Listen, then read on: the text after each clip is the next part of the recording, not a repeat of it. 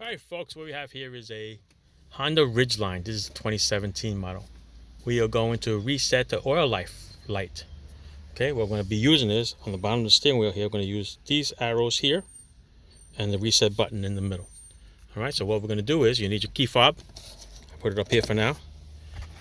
Hit this button twice. Okay, don't step on the brakes. 1, 2. You're going to get into this screen over here. See, it says maintenance due soon. Okay, what we're going to do is we're going to use this bottom arrow here, and we're going to get to the screen oil life. When you get to that, go into reset, which is the middle button. Hold that for a couple of seconds,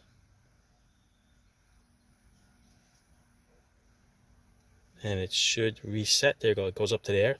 Now use the up button to bring it up to reset. Okay, you can't see it here, but there's a blue stripe. Okay, go a little closer. Okay, you're going to use the up button and get into reset, and then hit reset again. Reset is completed. You see that?